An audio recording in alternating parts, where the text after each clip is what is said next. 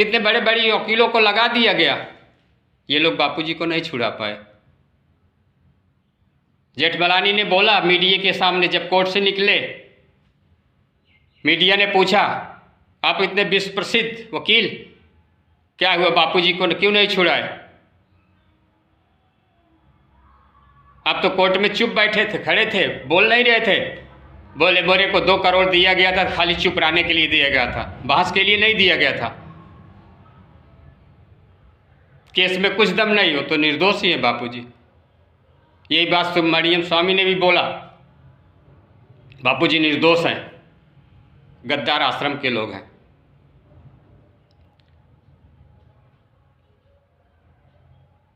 घर से निकाल करके बापूजी को इन हरामियों ने पुलिस के हवाले कर दिया, तो वहाँ तो नेतागिरी चलेगी ही। अब बाहर कोई कुछ भी करे, अपने घर से तो तू निकाल दिया ना। तू गुरु मानता था, गुरु की संपदा को तू गुरु माना है, गुरु को गुरु नहीं माना है, गुरु तत्व को नहीं तू समझा है। इसके बाद बापूजी की तबीयत खराब होती चली गई, दवा नहीं करा रहे, धीरे धीरे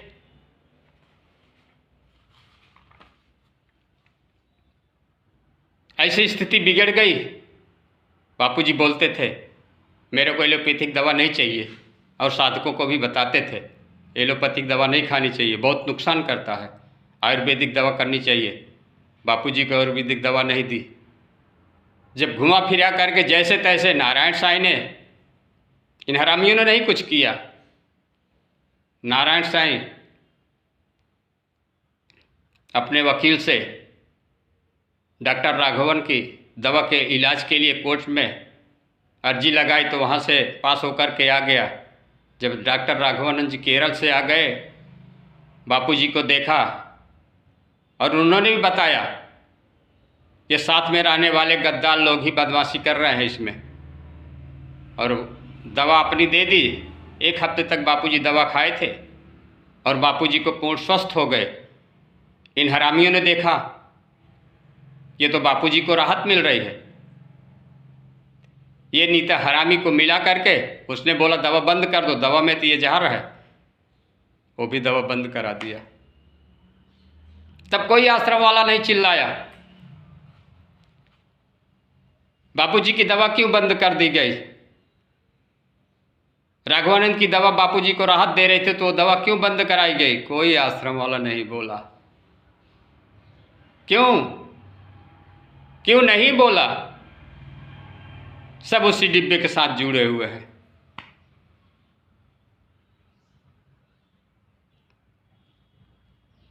इसके बाद इन हरामियों ने देखा कि बापूजी के न रहने पर भारती बहन का जज्बा चलेगा। भाई ये नई बात नहीं है, बाप की प्रॉपर्टी औलादों की ही होती है, उनके घर के लोगों की ही होती है, दूसरे की नहीं होती है। तब इन लोगों ने देखा, तब हल्ला मचा दिया तो शैतान है, प्रेत है, प्रेत योनि से आई है। धत तेरी की कैसी तीन लोगों की बुद्धि। इतने सालों से गुरु के साथ में रहते हुए तुम लोगों ने एक भी पैसा अपने पास बापूजी की भक्ति का नहीं रख पाए, एक भी अंश नहीं रख पाया। धर्म क्या है, अधर्म क्या है, भगवत गीता क्या है, गुरु गीता क्या है, कुछ नहीं। तू लोग जिस लिए आया था आश्रम में ना, वही तुझको दिखता था, गुरु का ज्ञान नहीं दिखता था। कहा तो तुझको बापूजी ब्रह्म बनाने जा रहे थे, साक्षात भगवान बनाने जा रहे थे। जिस चीज के लिए तू मर रहा है उसका मालिक बनवाने वाले थे, पूरे ब्रह्मांड का मालिक तुझे बना रहे थे, और तू फिर उसी नरक में घूम करके रास्ता पकड़ लिया। इसमें गुरु का दोष नहीं है। कैसी तेरी वासना कियन मन से गौर, कैसी तेरी वासना कियन मन से गौर, आया था हरिभजन को चला नरक की ओर। अब ना जाने कितने नरकों में भटकता रहेगा, इसको तेरे को ज्ञान नहीं हुआ। और दिखाते हो हम तो आश्रमवासी हैं। आश्रमवासी तो है, लेकिन गुरुवासी नहीं बन पाया। तू गुरु तत्व तो नहीं समझ पाया, तू खाली भवकाल समझ लिए उसको। आज भी जो गुरु तत्व को समझ रहे हैं, गुरु को समझ रहे हैं, आज भी निहाल हो रहे हैं।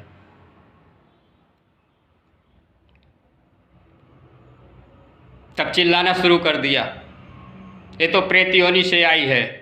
सारे आश्रम चिल्लाने शुरू कर दिए।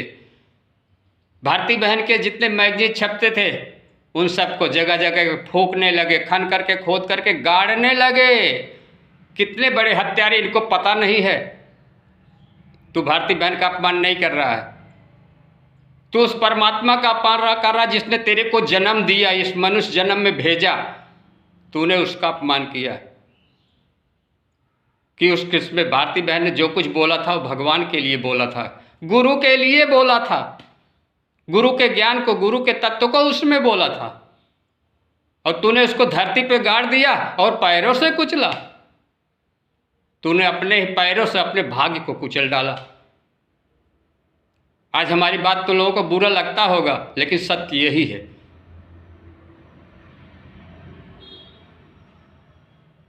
कोई आश्रम बाकी नहीं था जहां जहां पे जलूस न निकाला गया हो, भारती बहन के पोस्टर को न जलाया गया हो, फूका नहीं गया हो, पैरों से कुचला नहीं गया हो। मेरे को बताओ किस आश्रम में नहीं हुआ है।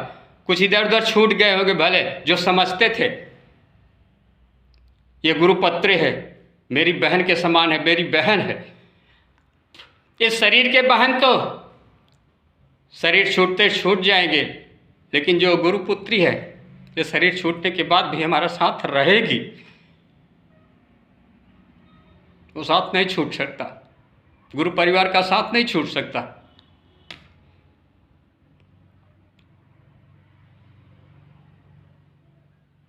चारों तरफ हंगामा मचा दिया, प्रेस से आई है, प्रेस से आई है, माइक लेके लेके चिल्लाते थे।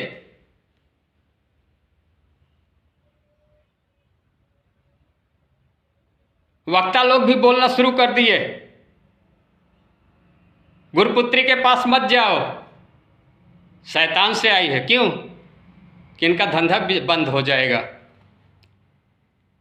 भारती बहन से का सत्संग होने लगेगा तो इनका धंधा बंद हो जाए, कोई इनके पास नहीं जाएंगे। इनको मालूम था, क्योंकि वो गुरु वंश से है, लोग उसके ही पास जाएंगे, हमारी कदर नहीं करेंगे। क्यों नहीं कदर करेंगे? बल्ब तब तक जलता है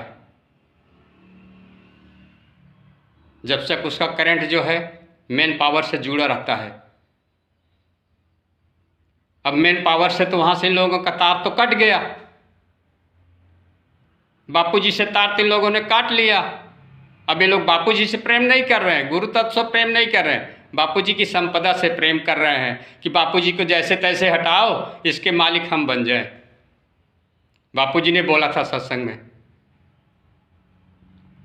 कितना भी ऊंचा सा ऊंचा साधक हो जाए, जिस दिन उसकी श्रद्धा गुरु के प्रति खत्म हो गई, वो जहाँ से चला है वहीं पहुँच जाएगा। इसलिए वक्ता लोग जितने हैं जगह जगह सत्संग करते हैं, उनके मुंह पे देखो कालिख पुता हुआ है। जो भाव निकलना चाहिए वो नहीं निकल पा रहा। क्यों? अंदर का फ्यूज खत्म हो गया है। भाई इतने दिन से जो रटे हुए हैं भले बोल दे रहे हैं, लेकिन जो अंदर का भाव निकलता था, अब उस भाव में वो चीज़ नहीं है, शब्द, खाली शब्द रह गया।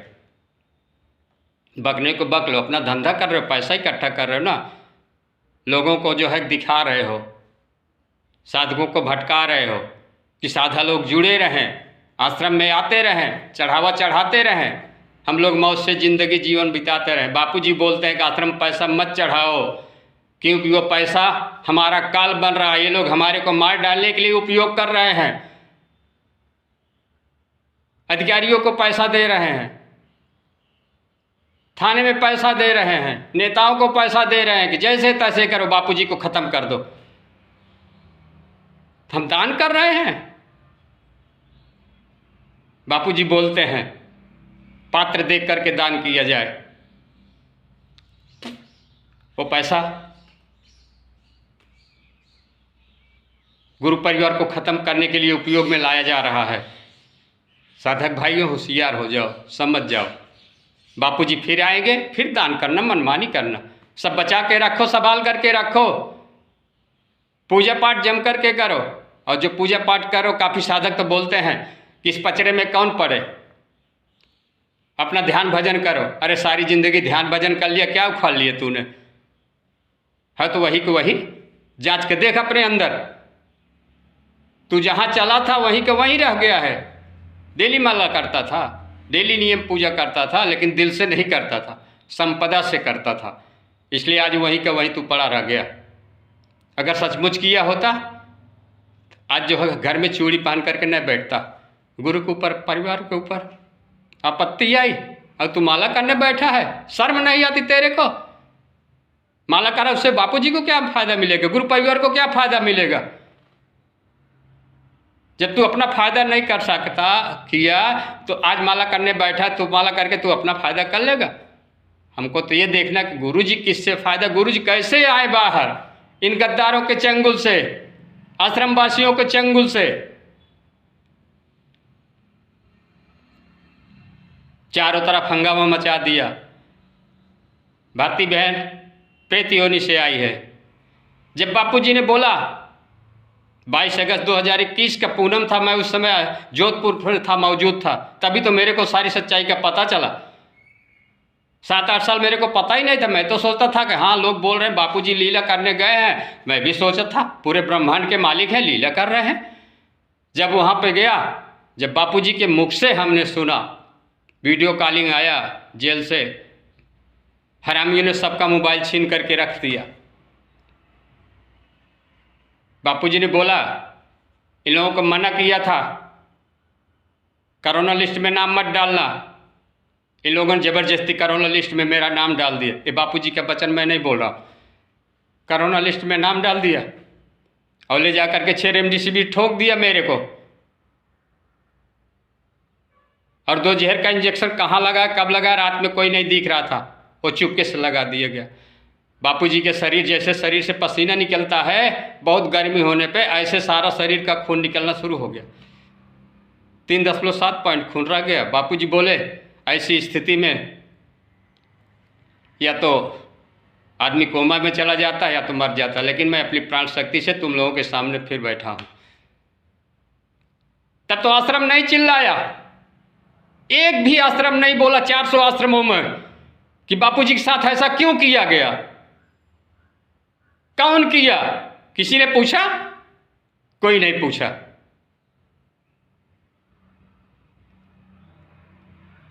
इन्होंने 4-5 कुत्ते पाल रखे हैं आश्रम वाले ने, गद्दार हरामी। जब आश्रम के ऊपर देखते कि आश्रम की सच्चाई खुल रही, जनता तक पहुंच रही है, तो ये कुत्ते साले बाहर निकल करके भौंकने लगते थे। कहाँ बापूजी को इंजेक्शन लगा, कहाँ लगा, कौन लगा? जब उसको वीडियो लोग हरामियों के पास भेजा गया, जैसे कुत्ते को डंडा दिखाओ तो भाग जाता है, ऐसे ही हरामियों के पास जब फेंका गया वीडियो बापूजी की आवाज़ को, तब शांत हो गए।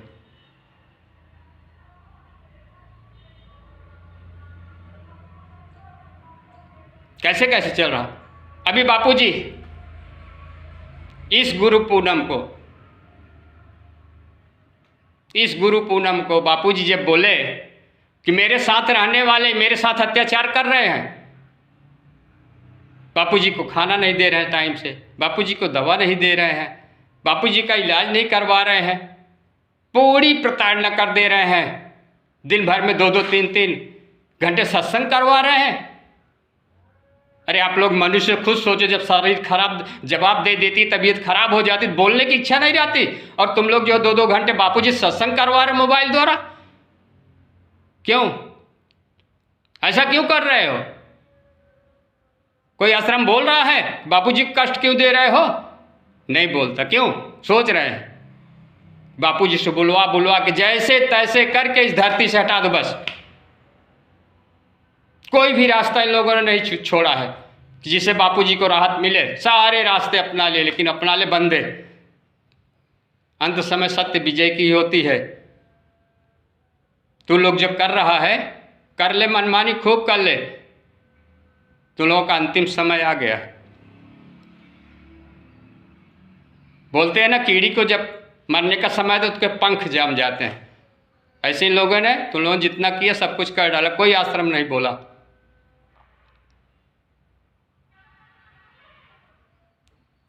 बापू जी बोले, सभी लोगों ने सुना, वो वीडियो देखा है, सब जानते हो।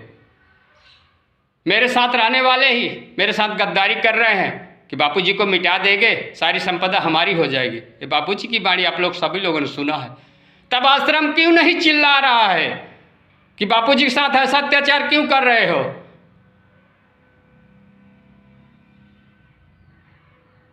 सारे आश्रमवासी कहाँ गए? खाली गुरुवासी ही बोल रहे हैं, वो भी गिने चुने लोग हैं।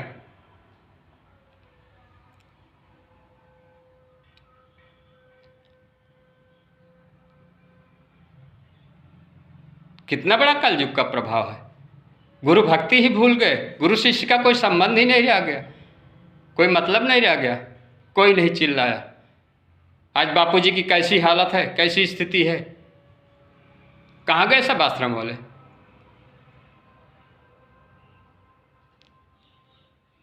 सात तारीख को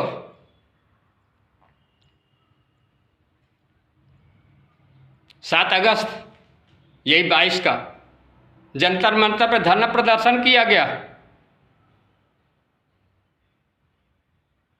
किसके लिए? बापू जी को छुड़ाने के लिए।